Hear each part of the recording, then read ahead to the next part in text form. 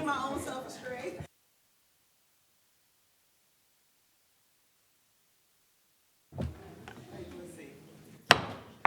I call this meeting of the Mesquite Independent School District Board of Trustees to order. The record show that a quorum of board members is present, that this meeting has been duly called, and that the notice of this meeting has been posted in accordance with Texas Open Meetings Act, Texas Government Code, Chapter 551. This board will now adjourn into executive session pursuant to the following sections of the Texas Open Meetings Act, 551074 and 551075. There will be no there will be discussions, but no action taken. So we'll be back.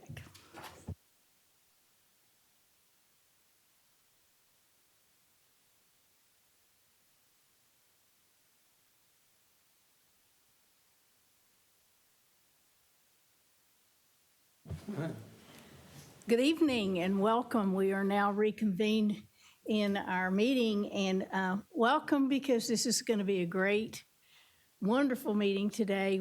We get to meet a lot of really neat people today, so I'm excited. If you will stand today and for our invocation and our flag, and it's by Mr. Edison Sennett from Sea Life Church, sir. Good evening. Let's please bow our head and let's pray together. Dear Father, we come before you today to thank you for who you are and what you do for us. I believe that, God, that everybody is here today or tonight or have been appointed by you for such a time like this.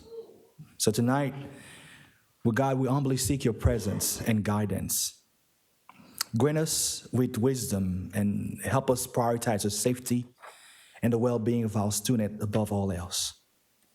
Strengthen our resolve to ensure that every child feels secured and protected within our school. We ask for your protection over our teachers and staff who dedicate themselves to nurturing and educating our student. Help this board to implement policies and measure and safeguard their physical and emotional well-being, allowing them to fulfill their vital roles in confidence and peace of mind. Lord, we also recognize the importance of parental involvement in the education process. Guide us in fostering an open line of communication and collaboration between parents, educators, and the school board. May parents feel empowered and valued partners in their child education, contributing to a supportive and enriching learning environment. Bless our discussion today with insight and empathy. May every decision we make be rooted in compassion and driven by a commitment to excellence in education. With your guidance, we will continue to serve our community, our kids, our parents, not just for today, but for all the time to come. We pray you and ask all this in the mighty name of your Son, Jesus Christ. Amen. Amen. Thank you, sir. Thank you.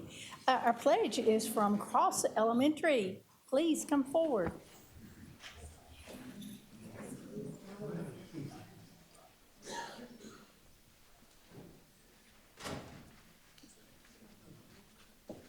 Right here, sweetheart. Right here. Over here, See it microphone. right there. The microphone. The microphone. This way, There you go. There you go.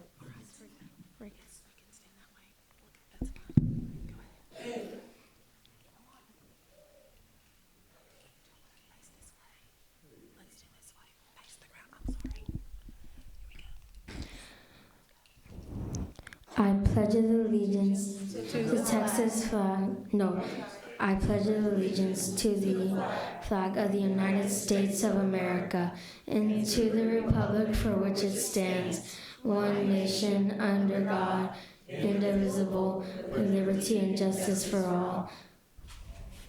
Honor the Texas flag. I pledge allegiance to the Texas, one state under God, one indivisible. Yay, thank you so much.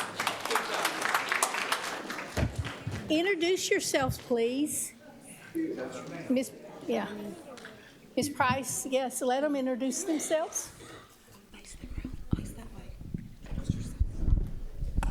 Look that way. Say your name and your grade. Alexa, and I am in 3rd grade. Very good. All right. I'm Aileen, and I'm in 1st grade. Awesome. Hold it and pass it down. I'm Jacob, and I'm in 5th grade. I'm Rito, and I'm in P grade.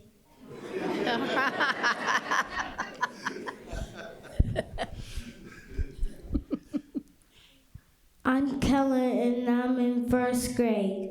All right. I'm Emmanuel, and I'm in 4th grade. I'm Jasmine, and I'm in 1st grade. I'm Marlette, and I'm in 5th grade. All right, thank you. You're awesome. Thank you so much. Thank you, guys from Cross Elementary. Appreciate it very much. Okay, now it's time for our board moment. Is PTA here today? No, we haven't heard. Okay, well, one of the things, board, that I would like to say is, guess what we did? MISD, I'm so proud of us. Our natatorium is now it's now open to the public and for our students to practice, et cetera. We were at the ceremony last Friday, Mr. Carbo and Mr. Bingham, and it was wonderful. And you need to go see it. It's really amazing. It is a partnership between MISD. We did it. We fixed it. The city of Mesquite is going to maintain it, and Eastville gave us the pool and property. So it is a huge thing between the three of us, and it was just wonderful to see. And we had divers there that we cut the ribbon, and during that, the divers dived in, and our students are already practicing there. Yeah. So it's an indoor. The cool part about it, and I'll let y'all talk about it a little bit, but the cool part about it, the roof opens up, and the sides come up, and then it's bad weather, it all shuts down again. Isn't that cool? I know. We've been talking about an natatorium in this district for 40 years. 27 years that I know of. Yeah, that's right. And we finally got this done, and it's a beautiful facility. I think Cody told me we're going to host our first district swim meet in September here in our own natatorium, which will be a great day for Mesquite. So lots to celebrate. Yeah, what did you think, Mr. Carbo? Were you? No, I enjoyed it. I thought it was great just to see the kids have a place that they could really practice, and call their own. Yes. I think that's very important. Yeah, and it's open to the community because of the City of Mesquite partnership. It is open to the community. There'll be lessons there. There'll be times for them to swim too. So good for us. And of course, Dallas College, not Eastville. Dallas College will be using it also. So anything you want to say, sir? Yes, ma'am, Madam President. I'm just happy the kids are not going to be in the elements in the winter, trying to come out that pool in the cold weather and then jumping into warm water now. It's a controlled environment, and I'm excited that we have that opportunity for our kids in Mesquite. Yes, yeah. So anyway, I just wanted you to know that we're very proud of that achievement here in Mesquite. PTA, I asked, they didn't, I don't think they're here. No. So, okay, it's time, Ms. Jobe, for our apple core.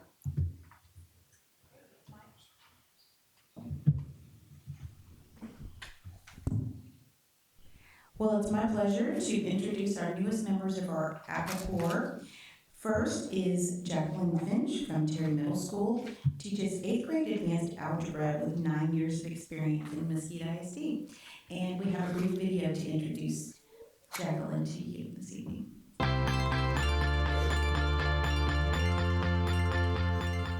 Ms. Finch has a passion for learning and teaching. Her love that she shows for her kids on a daily basis is admirable.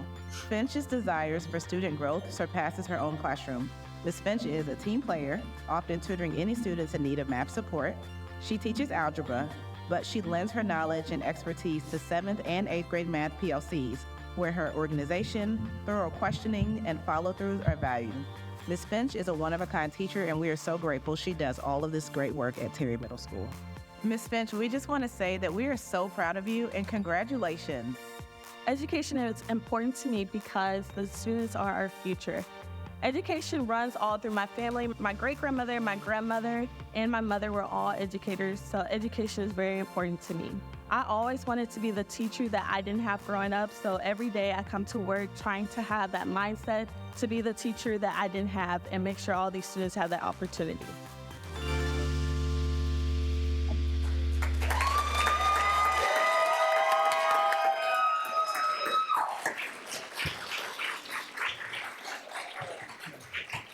I'm going to read a proclamation to you. Whereas the Mesquite Independent School District Board of Trustees seeks to honor outstanding classroom teachers who demonstrate leadership, innovation, and dedication to the students of Mesquite ISD, and whereas the Mesquite ISD Apple Corps consists of exceptional teachers nominated by their peers to receive the school district's highest recognition, therefore be it resolved that the board officially welcomes Jacqueline Finch to the Mesquite ISD Apple Corps on the 12th day of February 2024.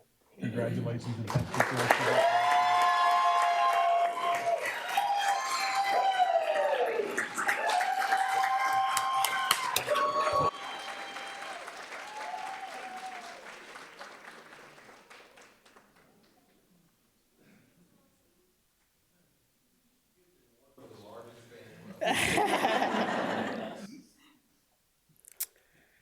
Whew.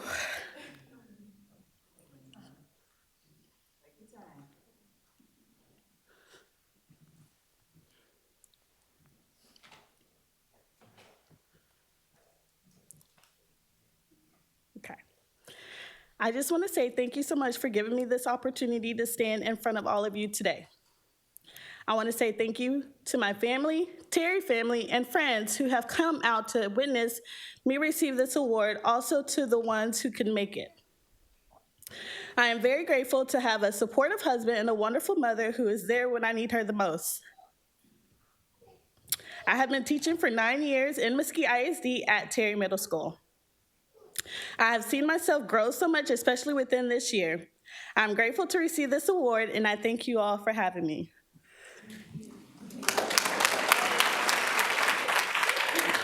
Ms. Finch. Ms. Finch, would you like to introduce some people? Yeah, introduce your husband and your family. Yes. Okay, yes, I have my Terry family. Can my Terry family stand up? And my former Terry family. I also have a former student. Oh, good. And then I'll go ahead and have my friends stand up. And all of my family. All right. Thank you. Thank you. Thank you. All right, our next inductee for the evening is Dixie Smith from Porter Elementary School, first grade teacher with 18 years of teaching experience, all here in the school district in Mesquite. And here's a video about her.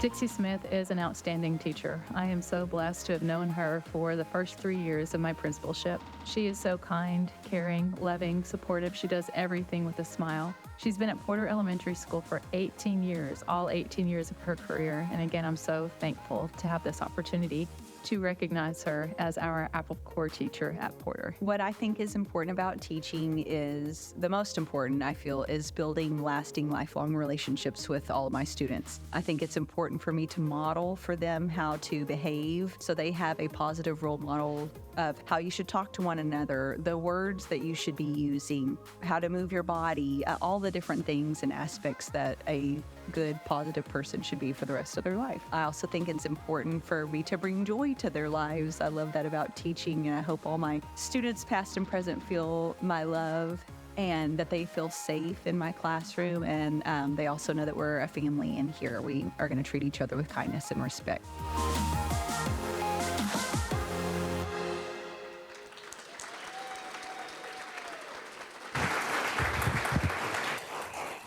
Ready? Whereas the Mesquite Independent School District Board of Trustees seeks to honor outstanding classroom teachers who demonstrate leadership, innovation, and dedication to the students of Mesquite ISD.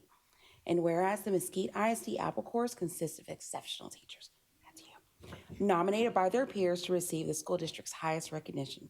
Therefore, be it resolved that the board officially welcomes Dixie Smith into the Mesquite ISD Apple Corps.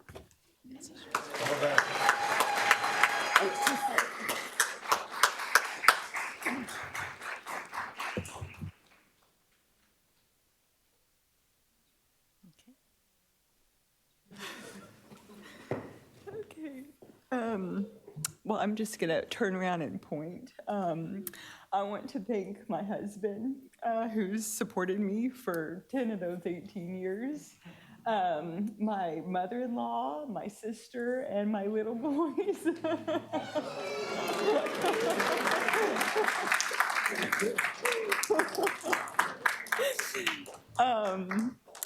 I could not do this job without, first and foremost, God and my family's support and love. Like I said, I've been here for my whole 18 years. God sent me here those 18 years ago, and every year I'm reminded of why he keeps me here. I love this job. I love this district. I love my Porter family.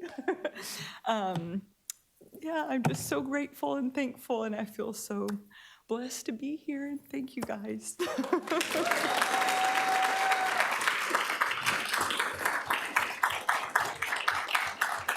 Ms. Smith, is there anyone else would you like to recognize individually? My principal, Yes, good job. who has been such a blessing to our school, such a positive, wonderful person, and makes me feel very comfortable, and has helped me grow. And my friend, our counselor, Ms. Monteveros,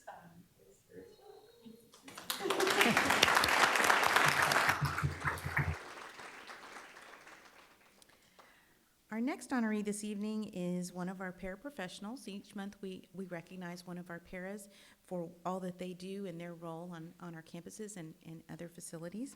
And tonight I'd like to invite Ms. Renee Kern, the principal at Seaborn Elementary, to come forward and tell us about her star para.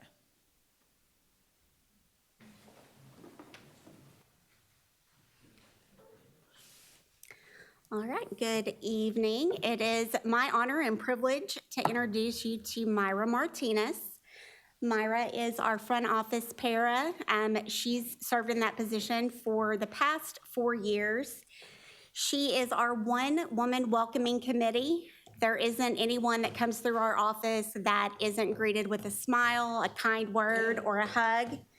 I think I called her one time the grandma of our campus, but she didn't like that too much because she's too young, so I had to call her the cool aunt. But she does so much for our campus. She could do just about anything she wanted to, and I'm blessed that she chooses to be part of our Seaborn family each and every day. So Myra, congratulations. Thank you.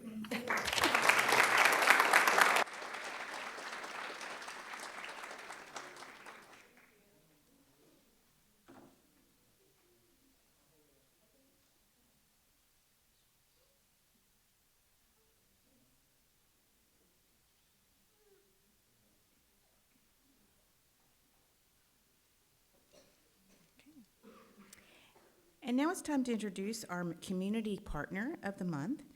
And I believe we have a video to introduce the City of Mesquite to you and what they've been doing with us.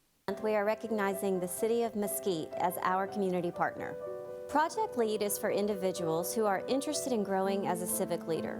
Through this program, we hope to increase civic engagement and develop a pipeline of diverse leaders for our community. Thank you to the City of Mesquite for partnering with us and helping us establish this program. We're already looking forward to next year.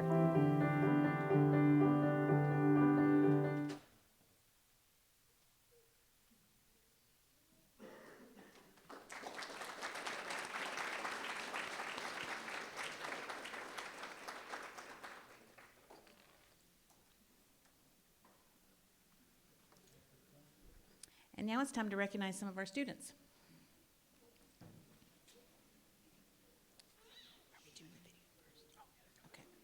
First, we have a video that showcases the students who have received the Principal's Art Award.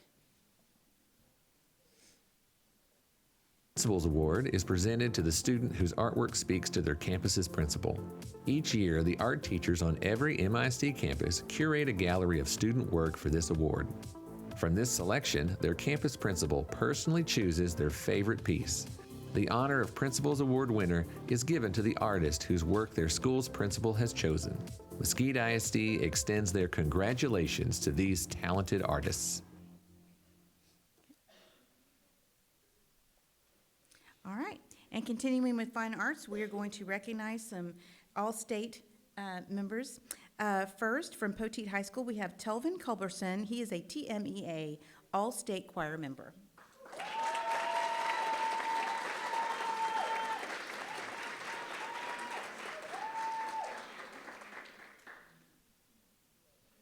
Also from Poteet is Elijah Gallman, TMEA all-state choir member.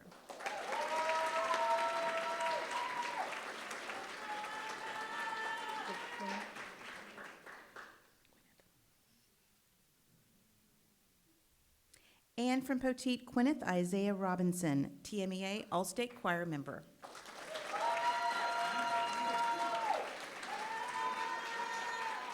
And their sponsor is Mitchell Washington.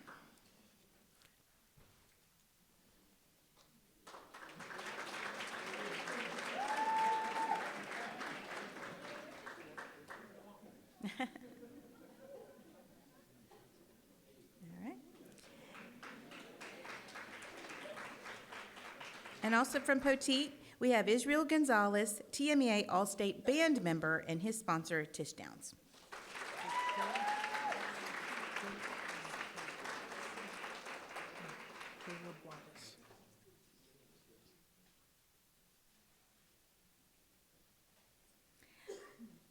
From John Horn High School, this is Karis Minyard, TMEA All-State Choir member, and her sponsor is Kimber Rodriguez. Sorry. Okay. Sponsor tonight is Caleb Whitus. I didn't see that they were together.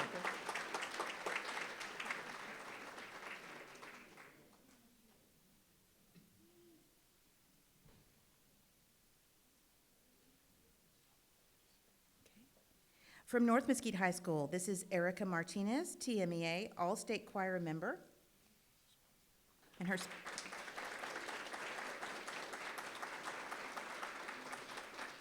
sponsor is Ryan Forkner.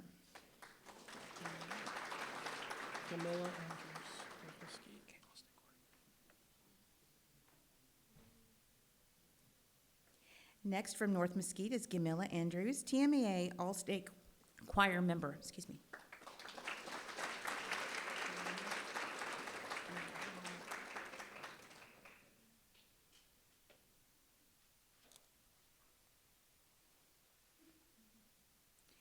Again from North Mesquite, Emiliano Palomo, All-State Choir member.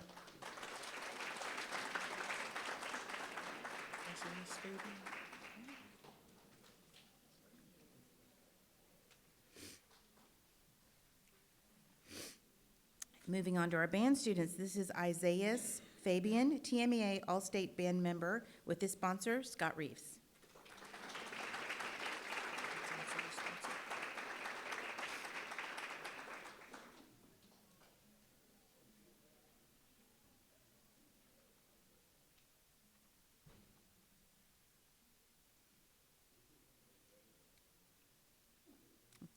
And Robert Womack, North Mesquite High School, TMEA All-State Band member.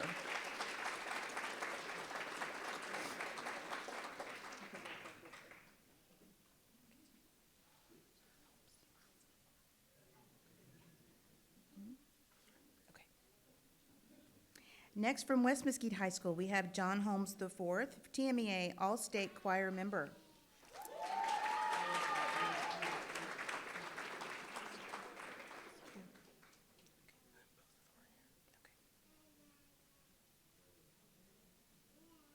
Also from West, we have Camden Miles, TMEA All-State Band member, and his sponsors are Jennifer Borders and Dan Dudney.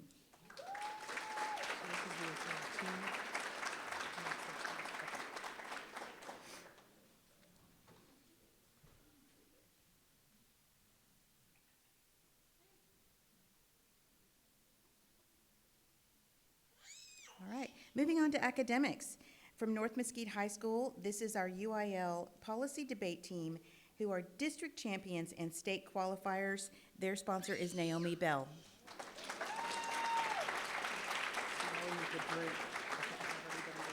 Okay.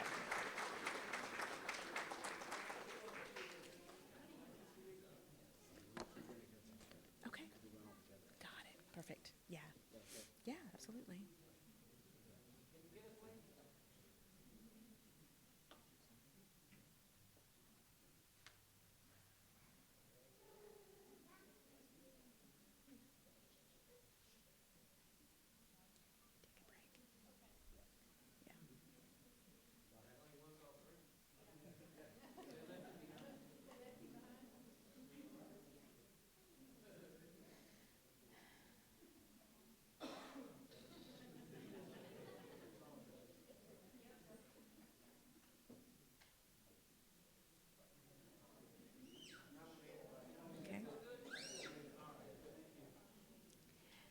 Okay.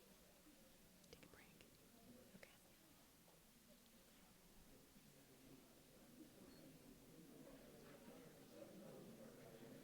Yeah.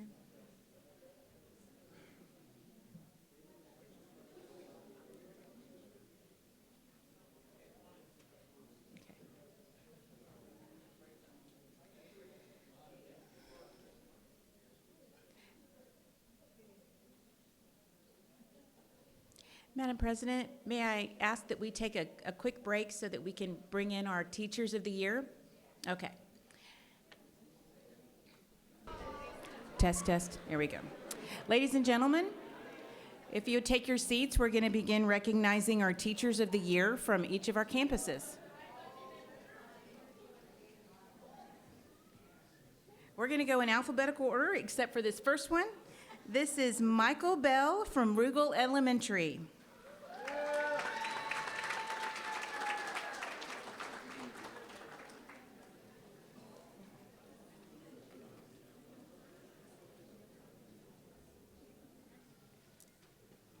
Okay.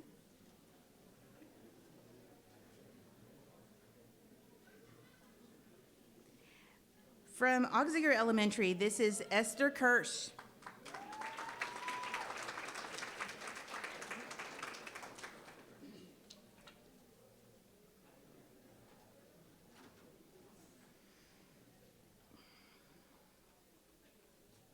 From Austin Elementary, Laurie Bearden.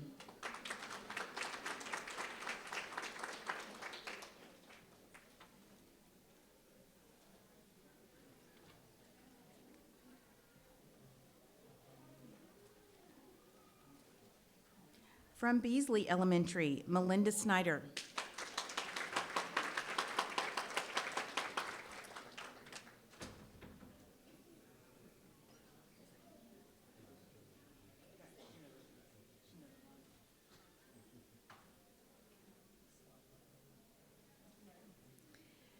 Jonathan Elsey from Florence Black Elementary.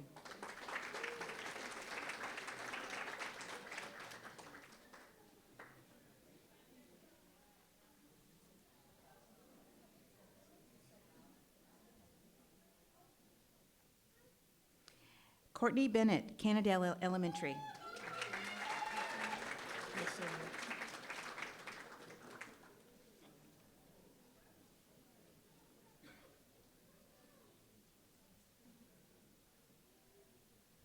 Yesenia Perez, Florence Elementary.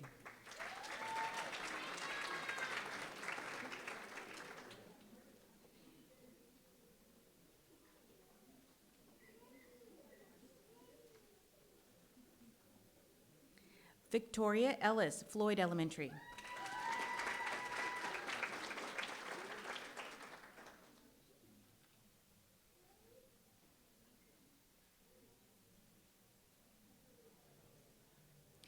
Christina Sanchez, Galloway Elementary.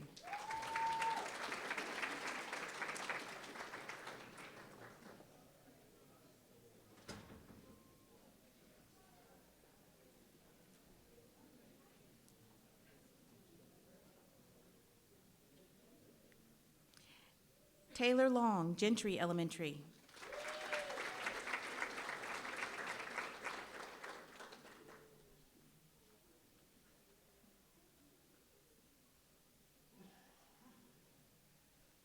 Mark Gutting, Gray Elementary.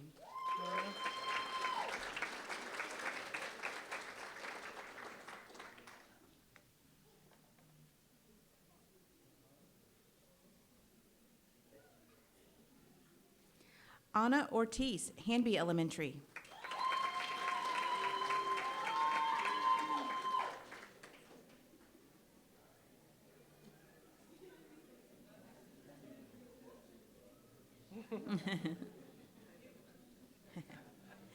Jocelyn Harper, Henry Elementary.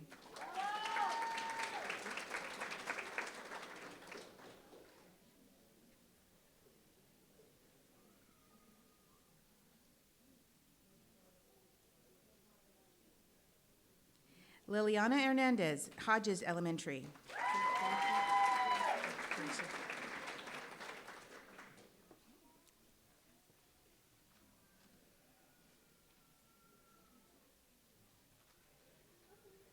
Grayson Pascal, Kimball Elementary.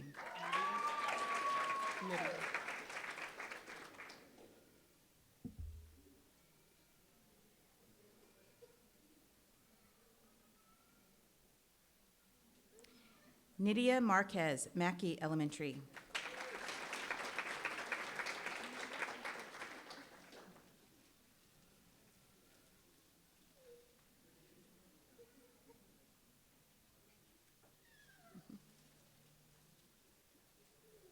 Rebecca Smith, Mackenzie Elementary.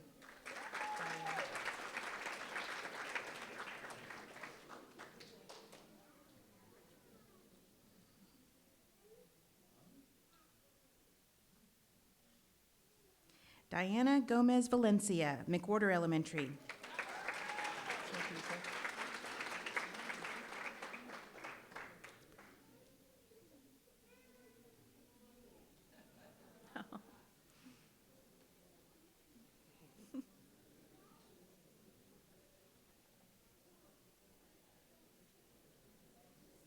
Frederica Peterkin, Moss Elementary.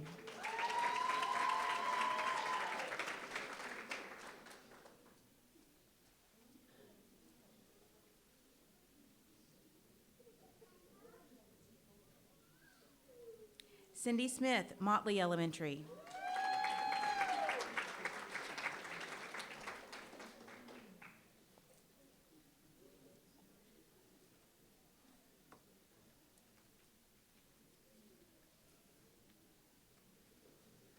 Rebecca Chisenhall, Perung Elementary.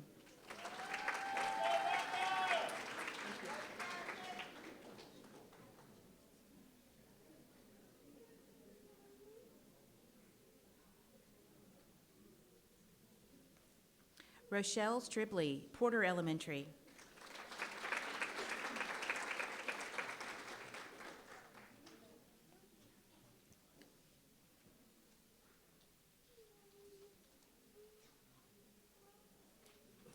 Caitlin Smith, Price Elementary.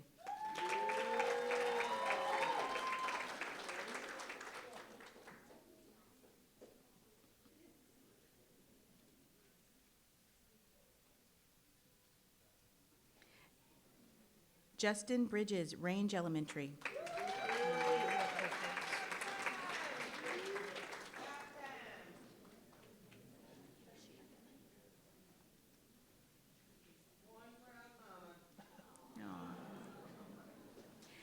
Jose Mendiola Cortez, Rutherford Elementary.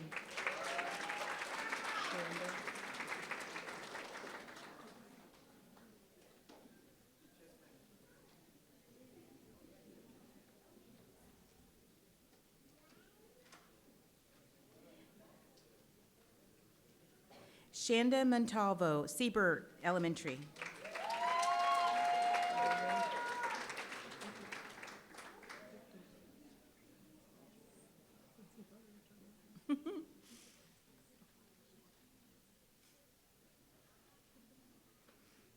Lindy Rowland, Shands Elementary.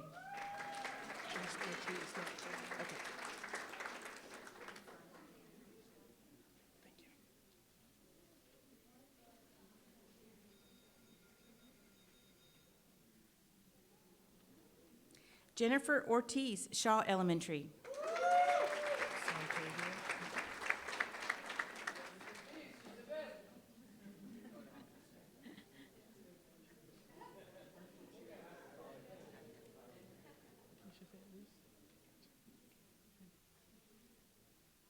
Santavia Brown, Smith Elementary.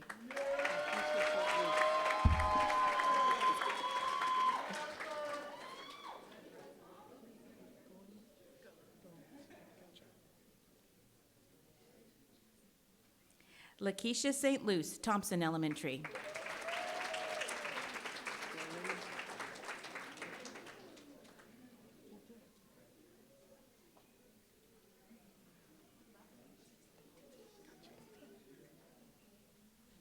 Ashley Goins, Tysinger Elementary.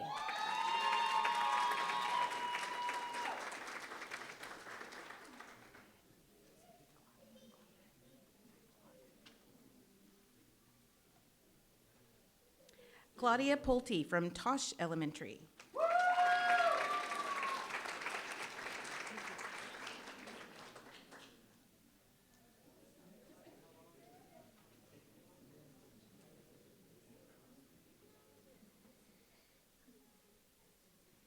James Glick from Agnew Middle School.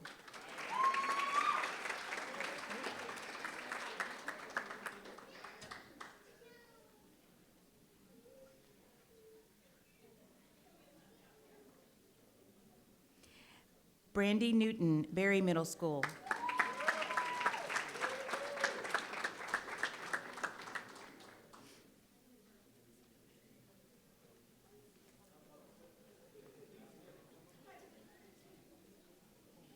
David Peacock, Fraser Middle School.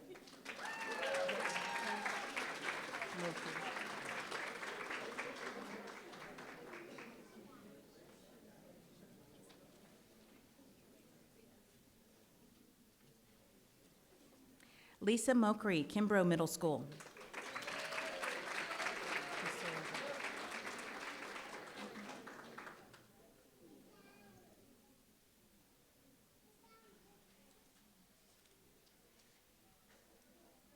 Cassandra Evans, McDonald Middle School.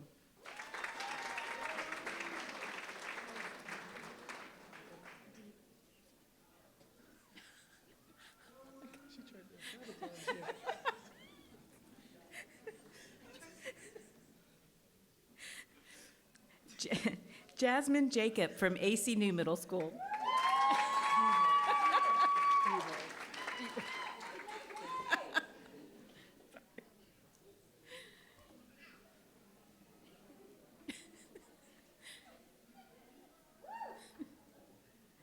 Savannah Diebold from Vanston Middle School.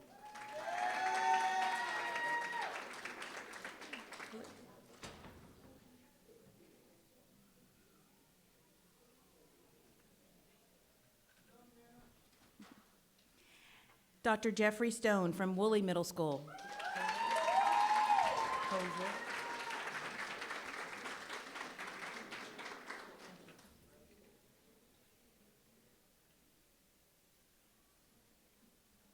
Carmen Koval from John Horn High School.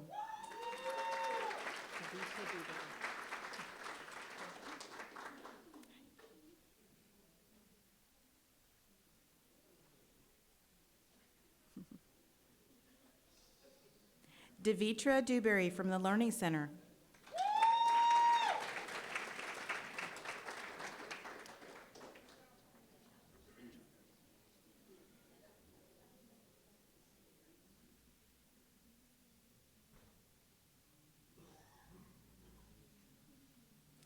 Juan Chavez from Mesquite High School.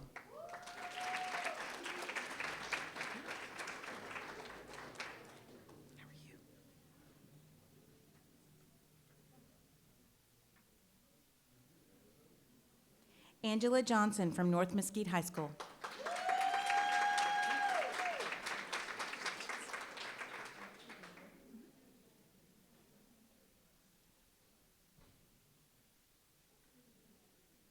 Tish Downs from Poteet High School.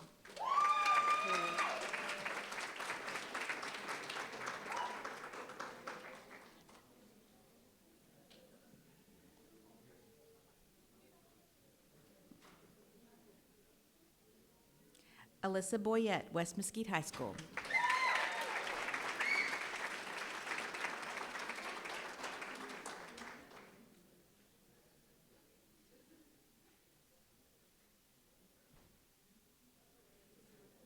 Caitlin Corder from Mesquite Academy.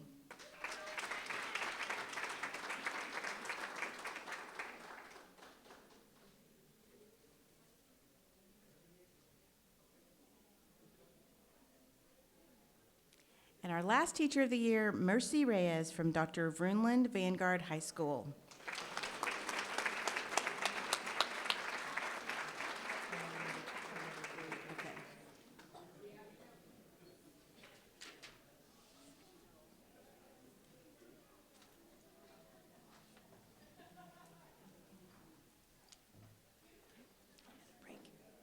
Madam President, may I request another break so that we can let everyone clear out?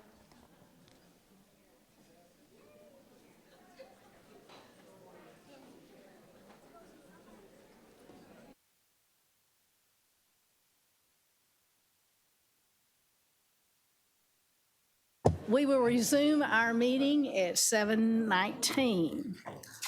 Okay. We are now ready to attend to our consent agenda. Is there a motion? Move to approve. Okay, by Mr. Carbo and Ms. Collier, second by Ms. Collier. All those in favor, say aye. Aye. Opposed, the same sign. Motion carried. Okay, all right, sir, you are going to introduce. Yes, Madam President, we have two positions for approval tonight. I'm going to recommend that we both do them Yes, what we're going to do. in one movement unless anybody wants to separate the items. No. Okay, so we have an executive director Yes. Correct. Yes, yes, and an assistant principal. yes, You've gotten the bios ahead of time, and so this is an action item. yes. This is Mr. Second. Bingham and second by, yes, Mr. Everett. Okay, is there any discussion? All those in favor say aye. Aye. Opposed, same sign. Motion carried. All right, now we introduce. Okay, Madam President, so I'm going to call to the lectern Dr. Janine Fields, which will introduce our Executive Director of Leadership Development. Good evening, trustees. It is my pleasure to introduce to you Dr. Callie Legluba, our new Executive Director of Leadership Development. While I'm reading her bio, Dr. Legluba, I'm going to have to work on that one. Please come forward. Dr. Callie Legluba earned her bachelor's degree in elementary education from Wiley University before pursuing advanced studies at the University of Minnesota, where she obtained a master's degree in curriculum and instruction and a PhD in educational psychology, along with principal and superintendent certifications. Her background includes roles as teacher, principal, chief academic officer, executive zone director, and executive director of teaching and learning and leadership development. Upon relocating to Texas, she joined Big Rock Educational Services as a consultant, showcasing her expertise in leadership development. Most recently, as the executive director of teaching and learning at Crowley ISD, Dr. Legluba has shaped professional learning community protocols, facilitated district-wide professional development sessions, and has led struggling schools to remarkable improvements driven by her dedication to accountability and continuous improvement. It's my pleasure to introduce her to you this evening.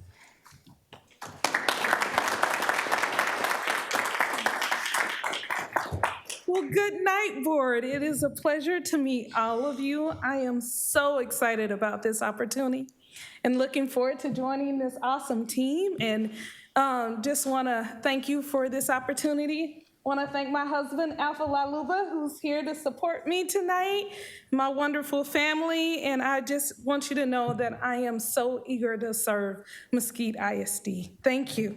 Thank you so much.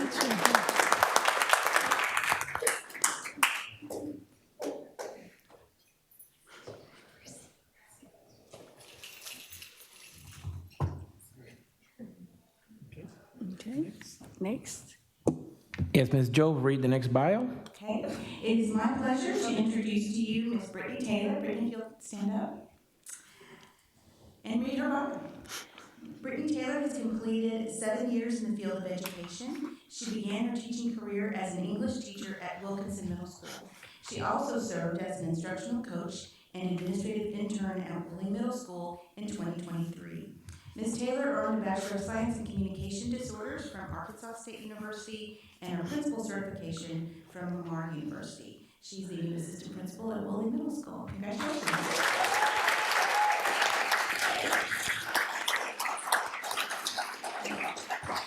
All right, thank you so much. We'll go to our next item in personnel, the contract renewal of superintendent of schools. Do I hear a motion? Make a motion we renew the superintendent's contract as discussed in executive session. Yes. Is there? Okay, second. All right. Mr. Bingham and Mr. Carbo. Is there any other discussion? All those in favor say aye. Aye. Opposed, same sign.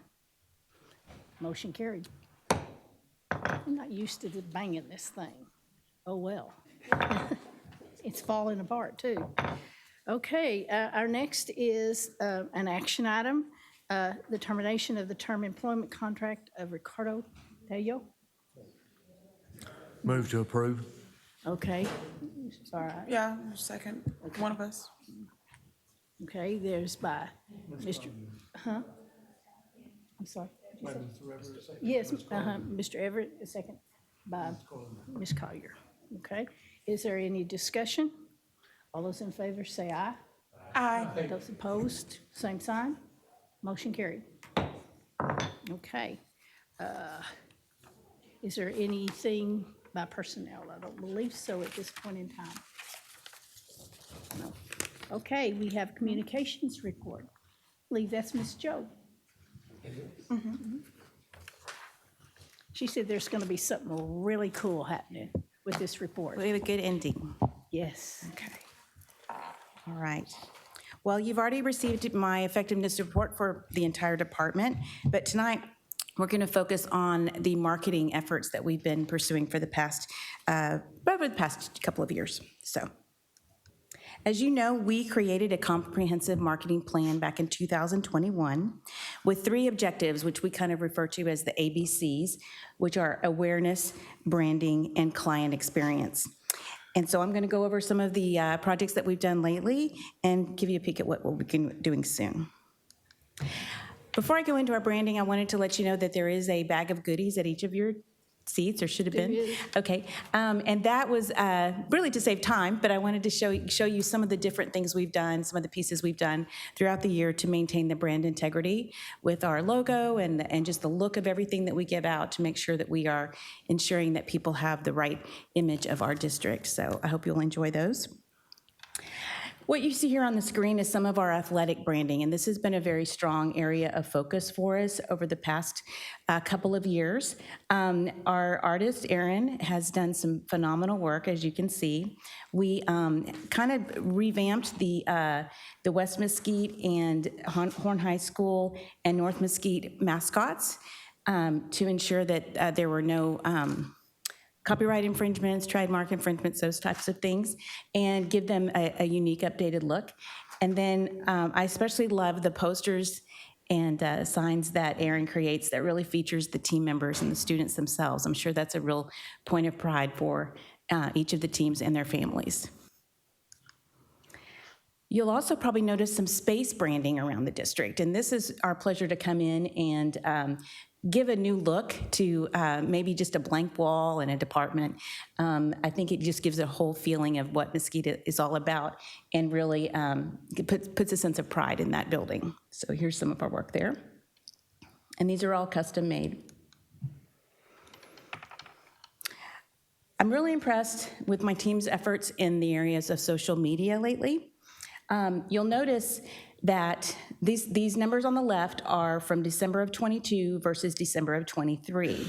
And this is our increase in number of followers on Instagram, a 63.9% increase in 1 year. We had a 6.7 increase over in Facebook, and Facebook is our biggest outlet for social media. And then really, really proud of Brenda Gonzalez in my office. She really leads up our Spanish language efforts. And And we had a 79.2% increase in the growth of our Spanish language Facebook group. So really excited about what we're doing there. And then on the right side, you'll see our influence per month. We are reaching, that is an average per month of the number of accounts that we are reaching with our social media efforts, which I think is pretty impressive.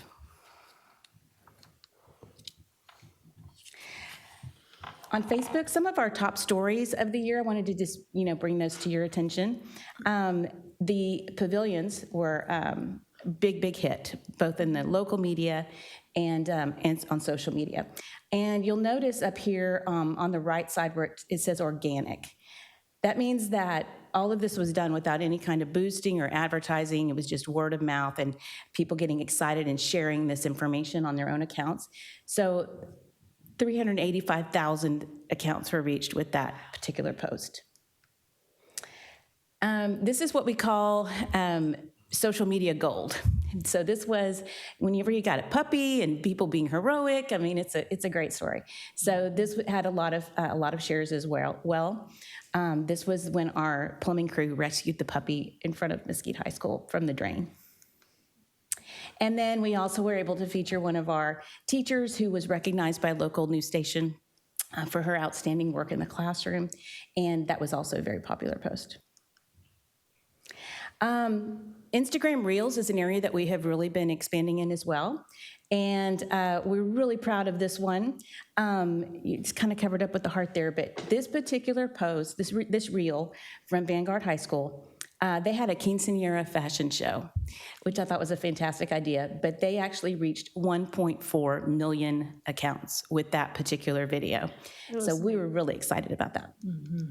And then the other big one was the Mesquite High School volleyball homecoming proposal, and reached over 800,000 accounts with that. So I think we're getting our name out there and getting the good news out there. So earned media speaks to media that is not paid for. And so this is basically our news coverage. We're really fortunate to have 2 national news stories this year. Yeah. Y'all are familiar with the package that ABC News did on us. And this was actually, the cool thing was this is actually produced by a former student. And this story was national. It went, it was on This Week with George Stephanopoulos. It was on their online primetime news show. And it was shared, I believe, on several outlets, ABC outlets throughout the country. I know that Dr. Rivera received calls from several people he knows all over just congratulating us on, how did y'all land that story? So it was really fun to do. It featured 2 of our outstanding teachers, and it highlighted 2 of our programs, ETIP and PACE, in our efforts to retain and recruit teachers. And then, of course, the pavilions, again, another big story. And we actually had Good Morning America come out and do a live shot from the Poteet Pavilion. So that was pretty cool.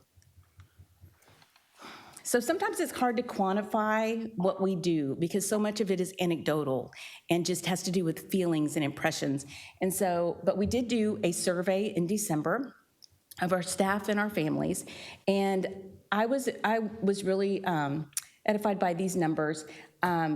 I think they show the pride in our district and the fact that they are proud to have their students go to school here. So these are great categories from both staff and our families. Okay. One of the big programs we've been working on the past couple of months is the Why Mesquite initiative. And this started out as an idea to try to tackle the problem of people not knowing what we have available here. And so we wanted to tell them why Mesquite. Well, that kind of quickly developed into a full-on marketing campaign called Excellence Happens Here, playing on our vision and our tagline that we already have. So you will begin seeing some of these images around town. The tagline for this campaign is Mesquite ISD is your choice for excellence. And excellence happens here.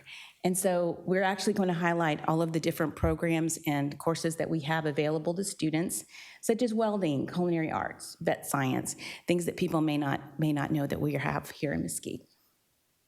but we're really excited about this. We had a kind of a soft launch for this program in December, and we took advantage of the mall traffic and all the Christmas shoppers out. We hired this truck to go out and put these messages, these kind of mobile billboards, if you will, and drive around town and show people what we've got. And so you can see these are some of the results from this. We only did 6 driving sessions during the month of December, but had access to over 185,000 people. And our Instagram and Facebook accounts saw a lot more activity over those few days. So that was really fun. We hope to do more of this as well. So coming soon, we are working on a campus and district digital signage initiative that will utilize the television screens that are already at the campuses, hoping to replace the paper signs that sometimes can get very cluttered. So that's in the works. So we are also working on some video testimonials of Made in Mesquite, who are our students who have gone on to graduate and do great things. And then also our current student and staffs who we put under the headline of Made to Excel. And they're featuring them as well. We're working on a new resident packet, and with all of the building going on in the southern part of our district, we want to create resources for our realtors and our builders so that they know what is available to their clients in Mesquite. And then we're also working on a new badging system that features the Mesquite Promise. We've done a lot with LaDonna's department, Dr. Coley's department in promoting the Promise, and we're really proud of the work that we're doing there. So this is an example of one of the billboards that you might see featuring our vet science program. And then these are some potential things that we're looking at. So maybe billboards, some more vehicle wraps. We have a lot of vehicles in this district. Why not use them to advertise, you know? And this is really kind of keying in on we haven't done a lot of advertising yet. We've done a lot of marketing, a lot of PR, but not a lot of advertising. So these are just some of the things that we may be doing in the next year or so. And then our client experience, finally, client experience. This is actually something we've been working on behind the scenes. We really rolled this out at Parapalooza back in July, and where we had a week-long conference for our paras, and we had several sessions for them on customer service. Often they are the people who have the first impression with our clients. And so we are working with them. We will hope to continue that later this year as well. We're also working on a certified client experience coach certification. And this is actually a volunteer program. I'm so excited to see this. We offered this up at one of the MEPA meetings we had earlier this year. And had volunteers who said, yeah, I want to be a certified coach in how to be a great client experience person. And these are our paraprofessionals. They're doing this on their own time through Google Classroom, led by Sabrina Smith. So really excited about that. And then we will also create, this is very much in the works, our task force and client experience committee. This is going to be a pilot program with 10 campuses who will create their own action plans to specifically target client experience areas on their campus. So, and our goal is to be the premier district to exemplify an excellent experience for every client, every time. So that's what's working, and so what we've been doing lately. I'm really excited to share this next part, and I believe Emily is going to cue the video. Just wait up. This is what we're calling our Mesquite ISD commercial, and we have big plans for this. We can cut it up, we can use it in all different kinds of ways, but I think it's going to be a really nice feather in our cap, so enjoy.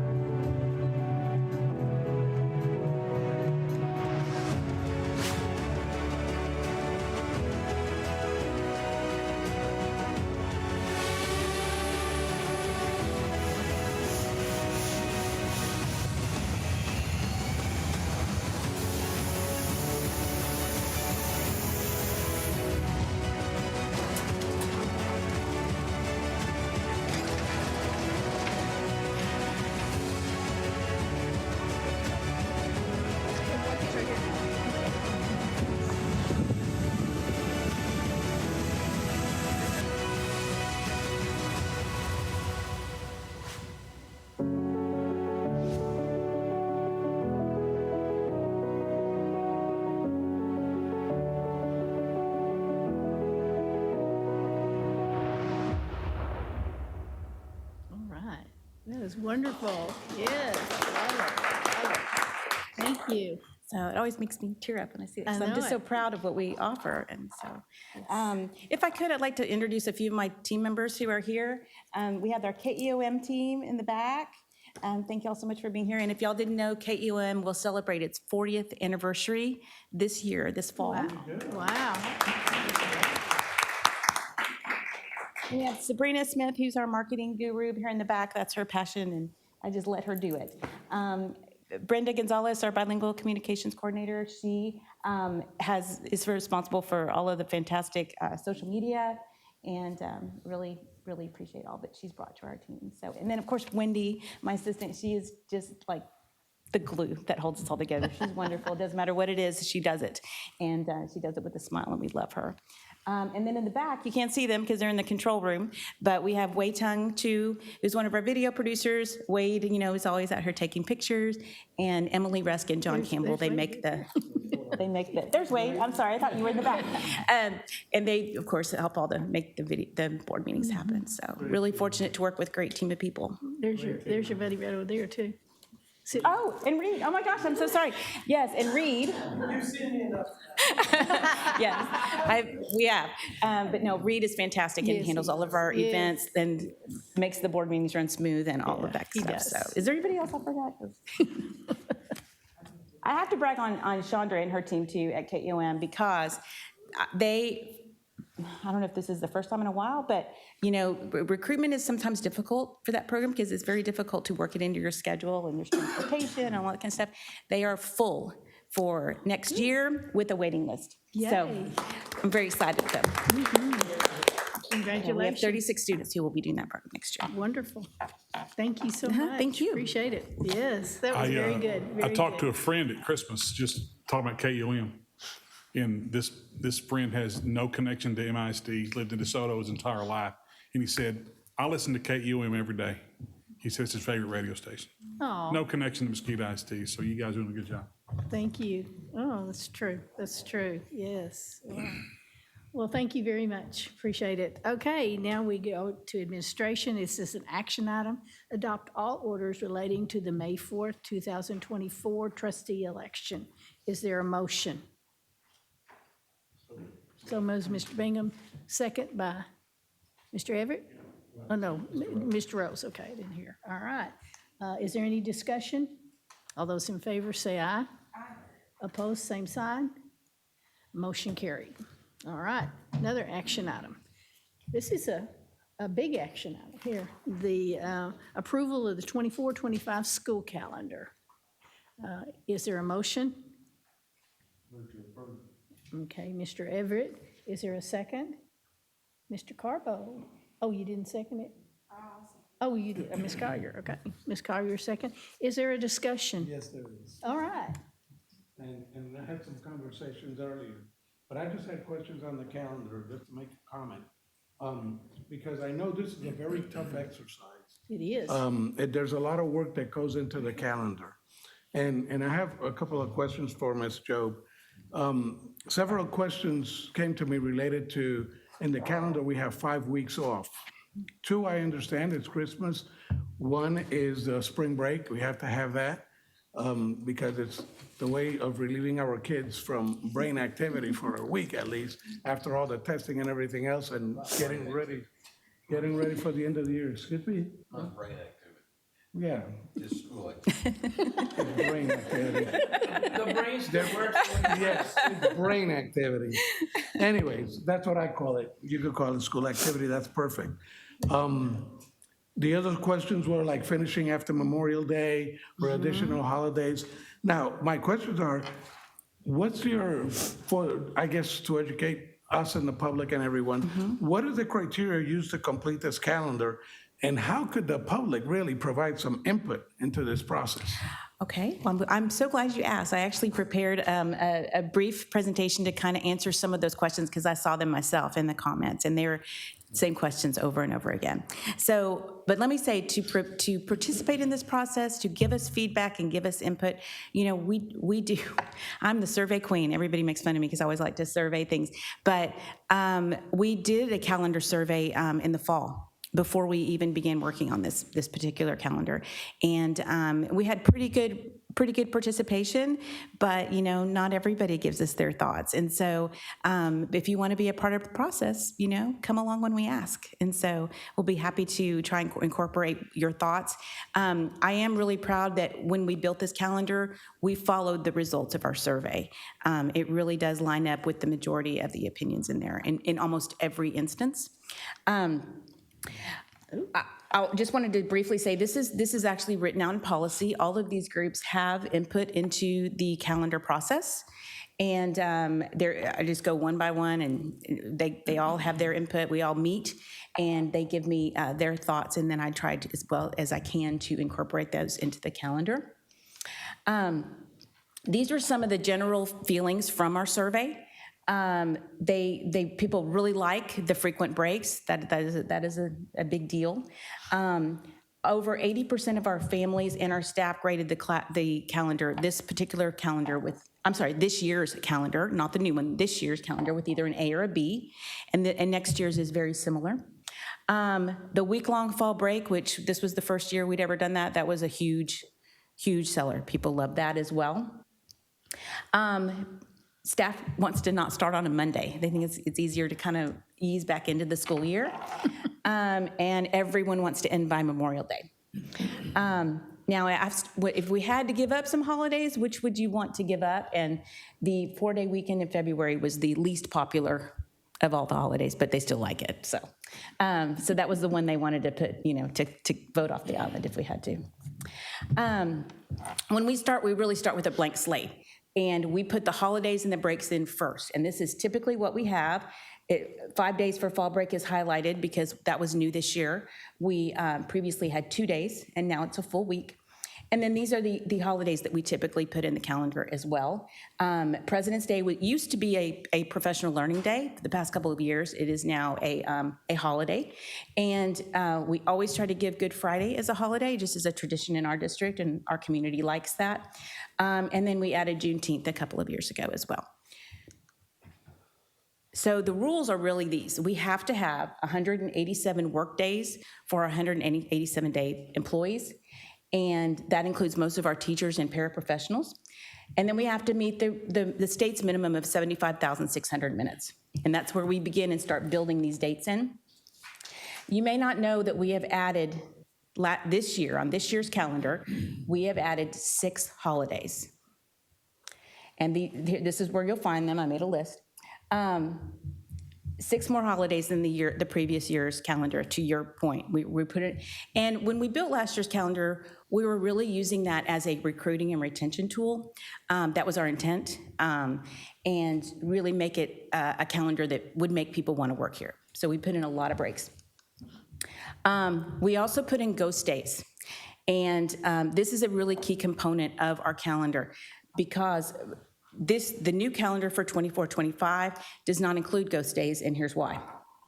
Last year, we put these in where we actually gave work credit, 5 days of credit, to our teachers, classroom teachers, to account for the work that they do outside the classroom. Most of our 187-day employees who are not teachers came back to work on July 24th, a week earlier than our classroom teachers. And so there was some resentment, I'm just gonna be honest, some resentment from some of our staff members about that. So this was a pilot program, and based on the information we got from our survey, well, before I get to that, I will tell you the first workday for 187-day employees this year was July 24th. Classroom teachers started on July 31st. And for next year, all of our 187-day employees will start on August 1st if you approve this calendar. So a week later.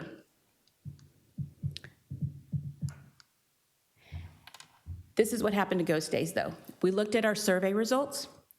These is of campus professionals who are the ones that would actually have received, for the most part, the ghost days.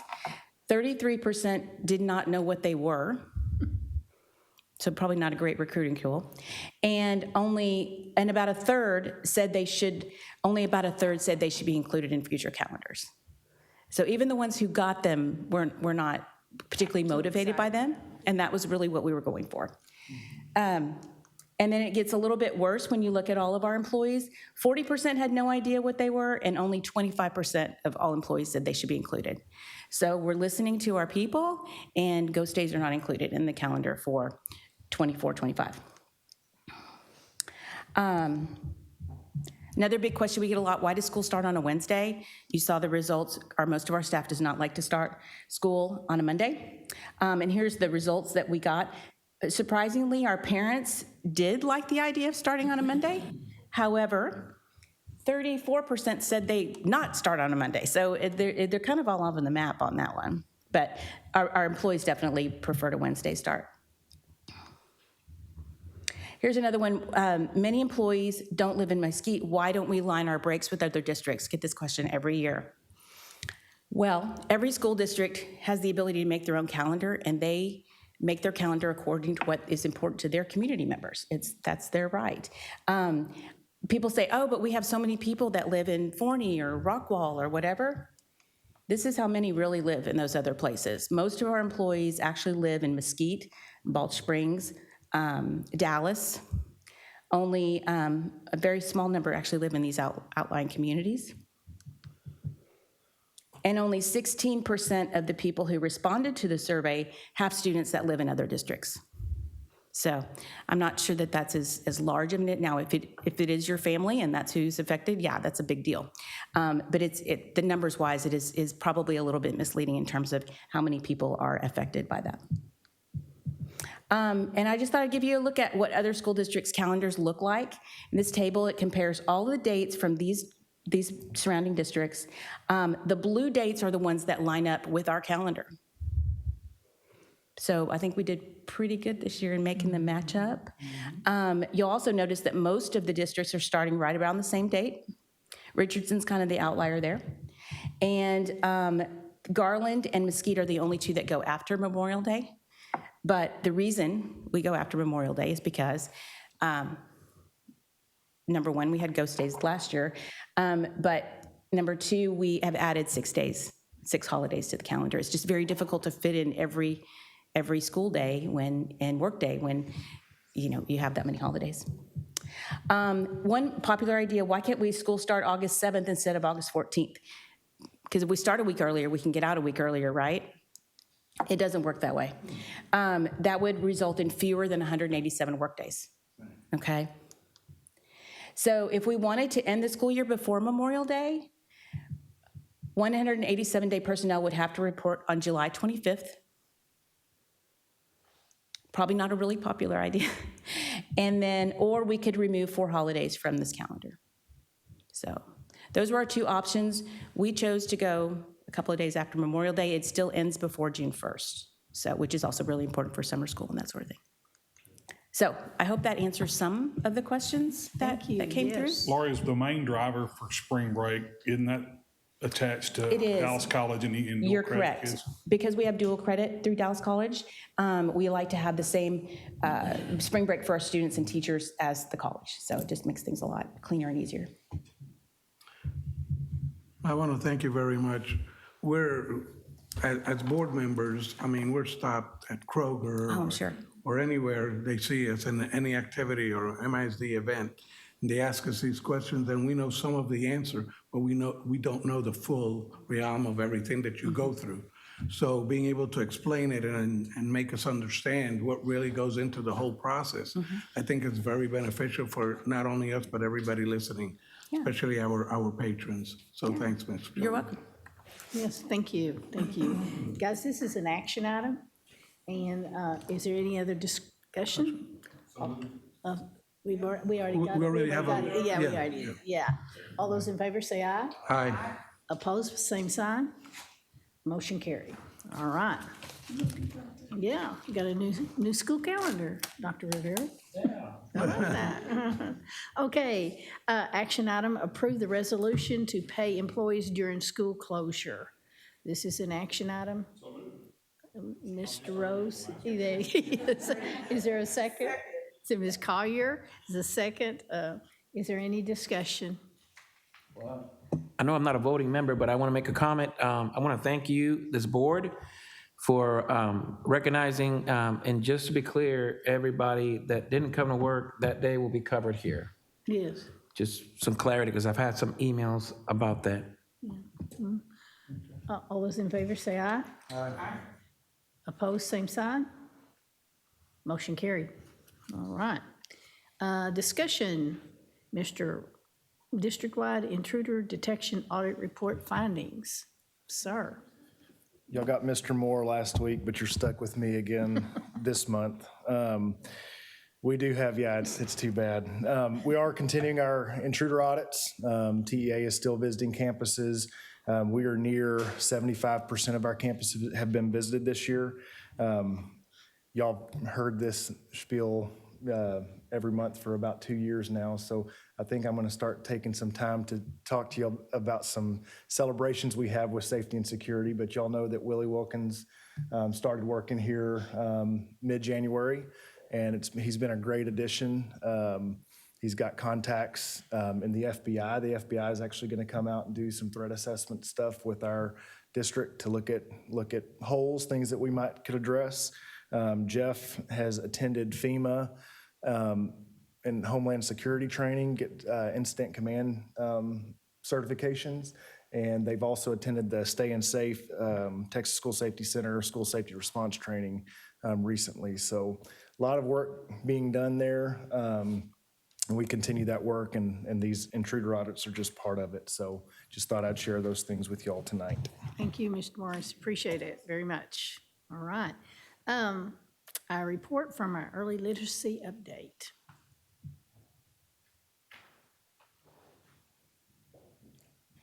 Welcome.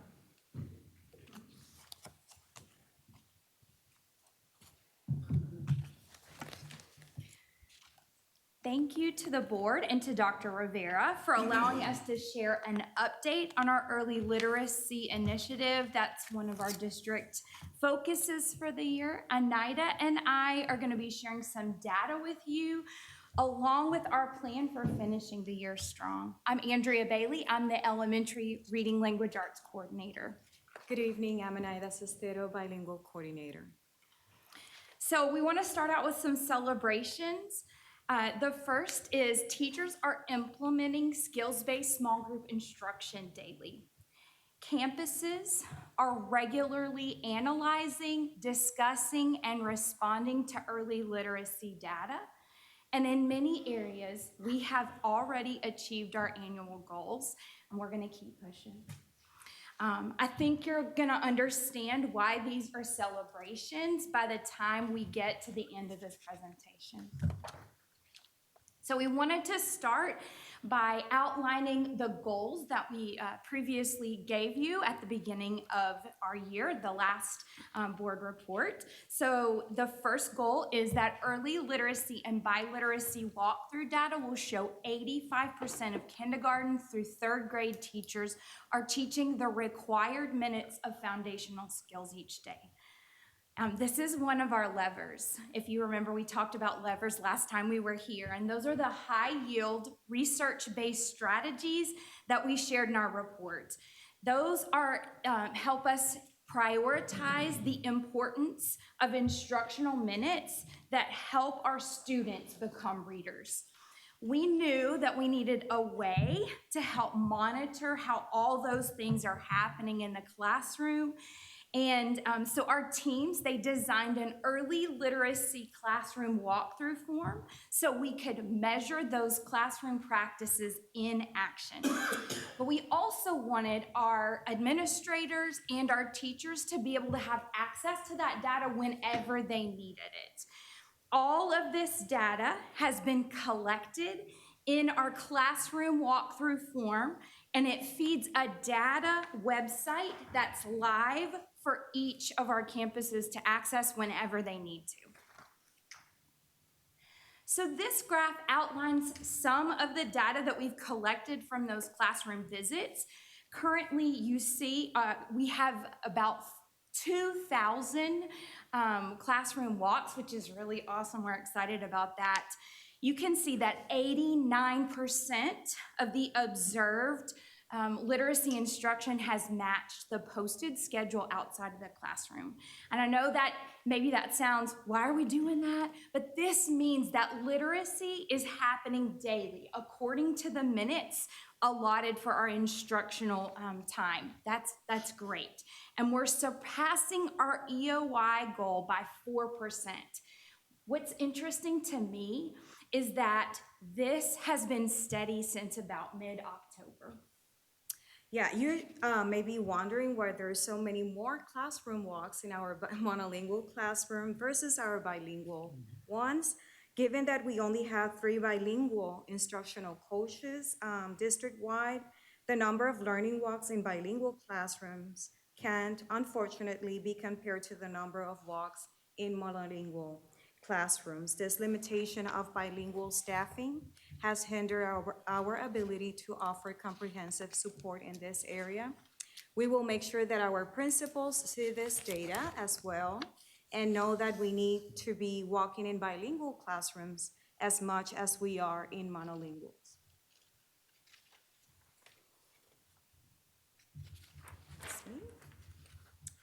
All right, so during our classroom visits, we were also able to collect data specific to our bilingual classrooms. Bilingual teachers are to display the sign outside their classrooms to help students, staff, and visitors know about the instructional language of the day. At this time, the majority of respondents reported that 92% of the observed instruction matched the posted language of the day, and that is something that we celebrate. Exposing students to 2 languages from an early age allows them to develop language and literacy skills simultaneously. All right, so we're gonna move on to goal number 2. Our second goal is using universal screener data. We will increase the number of kindergarten through 3rd grade students who are at or above grade level by 20% from BOY to EOI. And then growth will be monitored through the year using regular data collection cycles. This is another one of those levers that we've been talking about. So when we use universal screening data, it helps teachers know which students have internalized or made those literacy skills more automatic.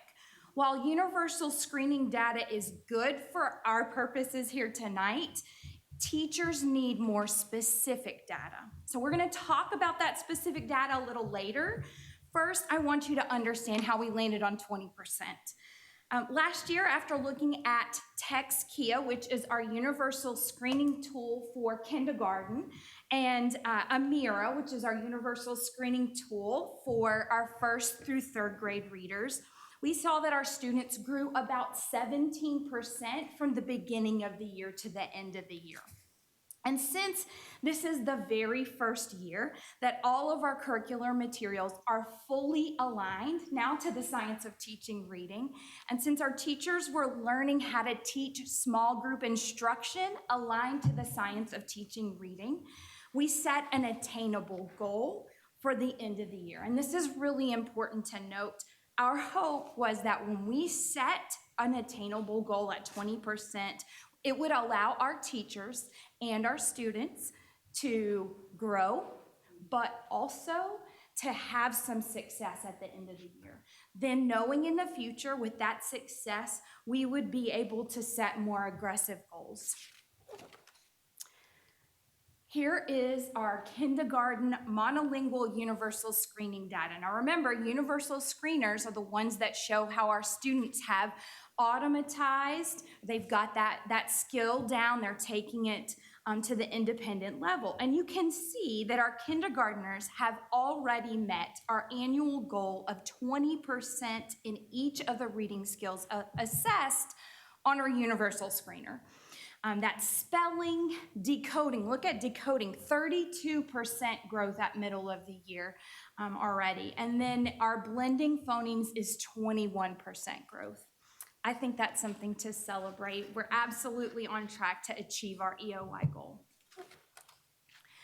So let's look at our 1st through 3rd grade readers. When we're looking at that universal screener, Now, a mirror is a universal screening tool that includes isolated skills, so it measures isolated skills, but it also measures reading, grade level text with fluency. So universal screeners, again, are designed to measure the skills at the automaticity level. So this data tells me that our students are growing, right? They're growing, but they're not yet applying those skills to reading fluently on their own. When we look at comprehension, it's very much the same. This data aligns with the data on the previous slide. Students must be able to decode a piece of text read with some fluency before you would expect to see them take that to the comprehension level. And as student achievement in reading fluency increases, we're going to expect to see that also increase in comprehension as well. Okay, so let's talk about those specific skills. I wanted to remind you first, before we get into those specific skills, that reading skills build on one another, and students must develop previous skills, those ones at the bottom, right? You've seen this before, fully, to ensure that they don't have gaps in the future. Gaps in these skills are interesting because the brain might figure out how to overcome a gap for a little while, but eventually, 4th, 5th, maybe even 6th grade, they show up and they hinder comprehension. Breakdowns in comprehension are often actually decoding skill gaps. So, a few slides ago, I told you that one of our levers was to understand student needs through the use of diagnostic data. Diagnostic data gives the teacher information about individual reading skills. In the graphic on the screen, you can see those individual reading skills that build on one another. Information at that skill level allows the teacher to fill in specific gaps that a student has. And using diagnostic assessments is something we had to teach our teachers how to do this year. They've never had to do that before, so we taught them how to do that this year. We also had to teach them how to address those needs during small group instruction in a very different way than they're used to doing. The last sentence of our goal says that we would have regular data collection cycles.